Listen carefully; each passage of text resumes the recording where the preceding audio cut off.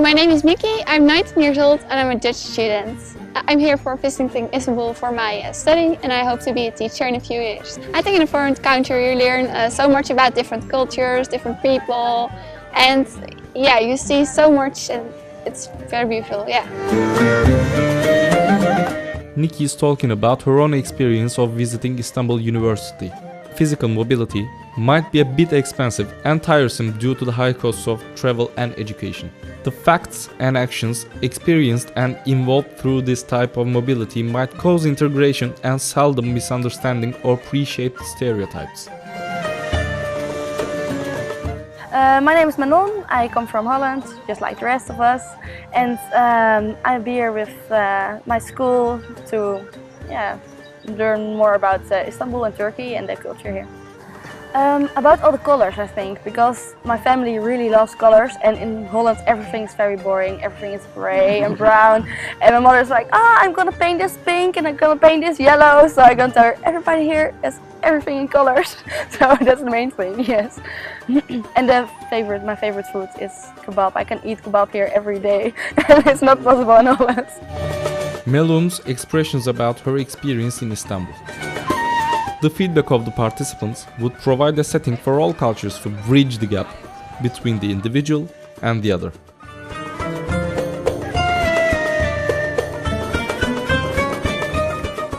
Understanding of cultures requires many different perspectives focusing on understanding more than anything else. The self and the other in the same community should be integrated, dissolved and melted in the same pot. However, in today's technological world, the individuals and the groups begin to get to know each other through images rather than actions. Nothing could replace the real experience regarding the multicultural context. However, making it a bit virtual might also work for all of us.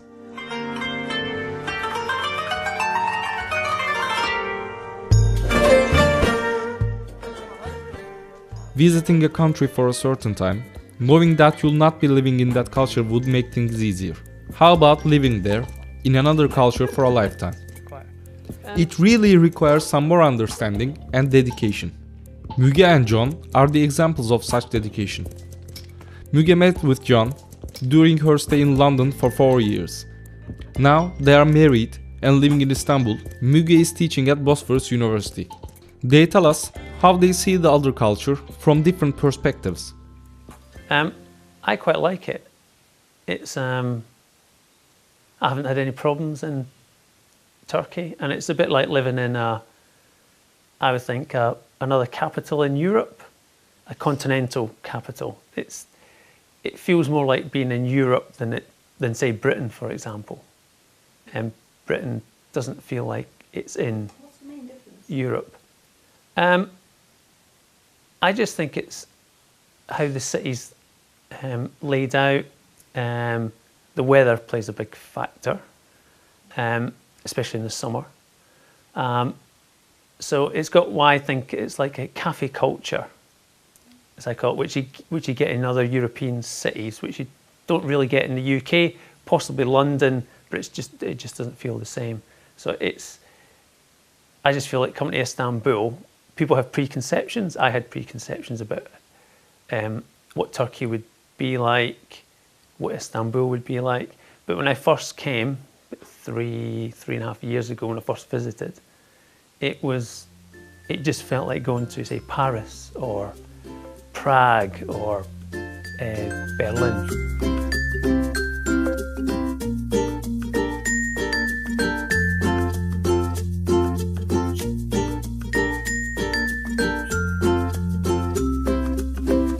You don't really feel like a foreigner.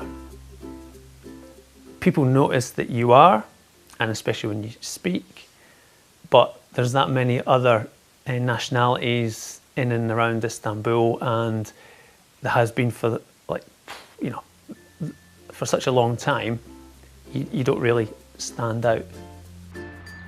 John never feels alone, isolated or alienated in this beautiful city. In his spare times, he takes his bicycle and rides as much as he wants, feeling the nature and history. Perhaps just last year he couldn't imagine himself married and riding his bike in Istanbul. Now, remembering how he met with Müge, and how he evaluated her as the other sound more interesting to both sides. When I first heard like Müge speaking and her friend Pelin, I was like, this is not how I imagined Turkish would sound. People got a preconception, and I had this idea, and it took me ages to work out. And actually, I said I've heard this before, and I actually went, it's Finnish. It sounds, when certain people speak, it sounds to me it sounds Finnish, which is completely the other end of the spectrum. It is. Yeah, we kind of, I kind of know that, it's like I say, it's the same language family now, but it's back to those preconceptions about what you think someone's from or how they should sound, etc. And how I thought Turkish would sound is not how it does sound. So even if you've got that preconception, somebody speaks, you would probably never guess unless they said they were actually from Turkey. It would be very, very difficult to tell. Müge, on the other hand, has a multicultural family origin, has not much stereotypes. She was ready to move to UK or stay in Turkey. We met in the UK when I was studying, and then we did see each other for a bit. Then I was back. Then he visited. He'd known what life was like here, and then we decided to be together. And it was either I was going to go up or he was going to come down to Istanbul. And I said I could do either. I mean, I'm okay. I've lived there. I could probably find a proper job or something to get by at least. And then it might be a bit difficult. But yeah, I wasn't like, oh, you have to come down. Or I didn't say, oh, I'll definitely come up and we'll live in the UK. I think it was quite open, no? It was like, decide, you choose, I'll do whatever. It's just as long as we're together, it doesn't matter where. Whereas John's decision making is much more individual, Müge's decision somewhat should be approved by her family members. Yeah, I don't remember either. It never came up. And even when I told my parents that I was interested in marrying this guy from Scotland and Christian Catholic.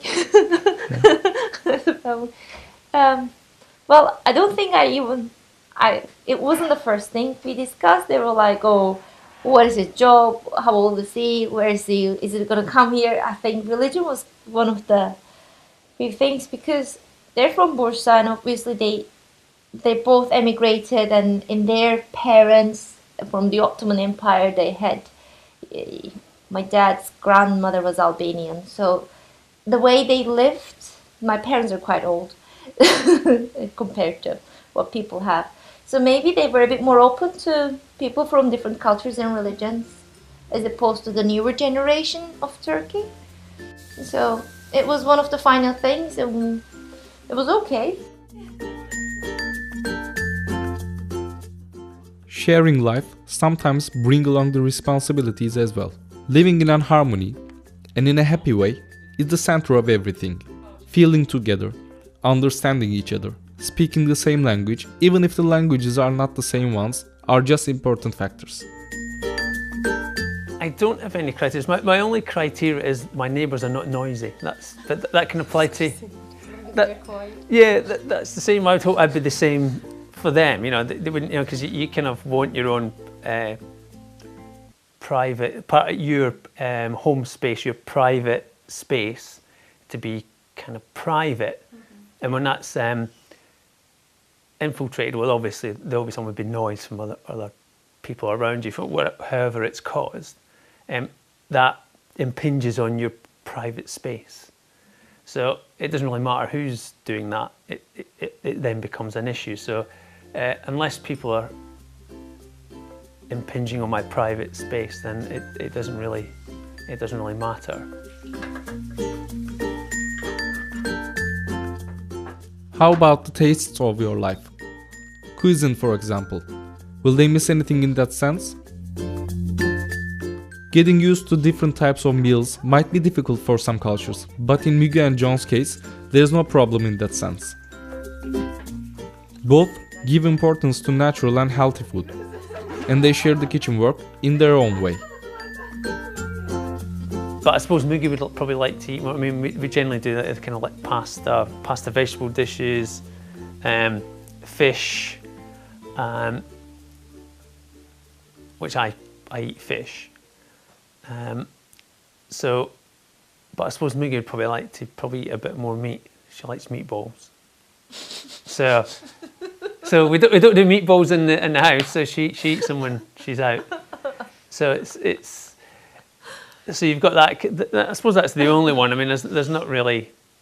I mean, you don't really have a problem getting food in Istanbul, or types of food. So it's not a particularly a problem. I suppose the one common one, Mugi likes fish and chips, which is a UK speciality. You don't really get them like in Turkey as you do there. In fact, you don't get them anywhere apart from if you went to Australia, you'll get fish and chips similar.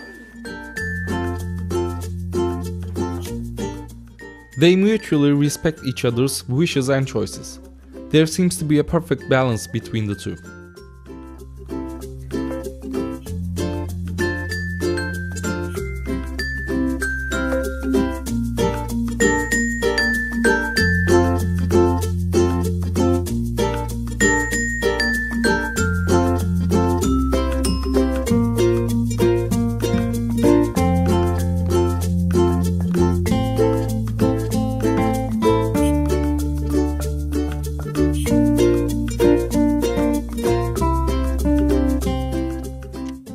Another couple sharing life in an Istanbul setting, Elvira and Barış, have similar points they discuss among laughters. Elvira was a teacher in Ukraine, and Barış is a computer specialist. They first met in a virtual atmosphere, in Facebook, and wanted to know more about each other. We met on Facebook. We met on Facebook, yes. And then we met in person in Kiev, Ukraine. And then about 1 year later, was it more? A little bit more. Elvira moved in with me first, and before moving in, we introduced our. That's not true. That's not how it happened. That's how it happened. No. We introduced our families, and we had engagement in Crimea. It also included a religious ceremony, right? No. Okay, you go ahead and tell your story. We did have the religious ceremony in Crimea, and we first introduced our parents, and then you proposed, and then I said yes, and then we had a ceremony, and then we moved in, and then we had another wedding in Turkey. They decided to meet in a different place rather than each other's context. After meeting in another city, they felt connected more and never parted again. They were lucky that they did not need to convince their families. They were already happy with their choices. I didn't convince anybody. For my family, it was my choice and nobody questioned it. It was easy when my family met with Elvira, and I didn't have to convince anybody. Here we also have the mutual respect and sharing the responsibilities within the family. Even if he's too tired after a long day's work in the big city, it's a pleasure for Barış to deal with the kids and feed them.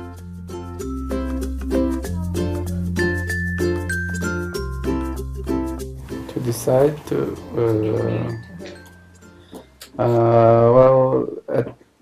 at first we are in our relationship. It was mainly based on trust, I can say, because we trusted each other. We trusted each other to meet in Kiev, and from that on,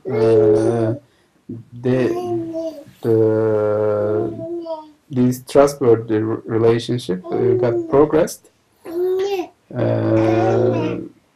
and we were talking every day. We are not missing or skipping a day without talking. So I thought it will work, and I stepped ahead and asked. Having two kids require a lot of responsibilities on the side of the mother. But Elvira is very happy to handle all the problematic issues all alone. You asked how my family reacted when I moved, and many friends asked, are you sure?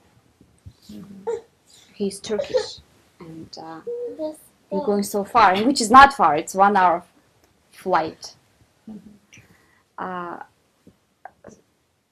And I was sure, yes, it's not, it's okay. I mean, moving across borders, meeting different people. I think there are bad people, there are good people. Mm-hmm. It's not about the nationality. There are bad Turks. I found a good one.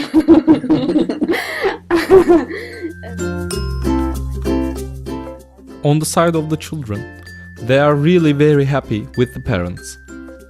The family teaches them both cultures and languages. This means they would look at the world through different and wider perspective. What is With spare? kids, with kids we have no spare time. Well, before kids, your version of kids? spare time was what? The Like, true one. the true one is lying down Doing and watching, nothing. watching TV, doing nothing. Yes, and mine is always doing something, going out and doing something. Now when we have kids, they make him to get up Mhm. because I couldn't. But before kids, we also had dance classes. You might remember. Because I made you take. And yeah. I liked it. Now they are happily married for 4 years with 2 children in Istanbul. Yeah. So when Barış said we had a engagement party Mhm. in Crimea, for us it was a wedding. It was not an engagement party. We don't have such engagement parties. Yeah. We can say first wedding. Very Yeah. different. For wedding culture, very different. What was the difference? There has to be. We don't have an engagement party. We have a wedding and that's it. And we have 2 weddings. And those weddings are usually back to back, 2 days in a row. One wedding with the groom's family, and the bride comes, the bride's family, and then the groom's family. Usually large, with lots of food, music, usually live music, dances, and wedding dress. In Turkey, for the engagement party, you wear some colorful dress. In there, 2 days in a row, you wear white dress as a bride. And it's not like back to back, very close to each other. There's lots. In Turkey, It's at least 1 month or something, as far as I know. So, it's all about how early you meet with the other cultures and how frequently you have a contact with them. This would widen your horizons and shape the worldview.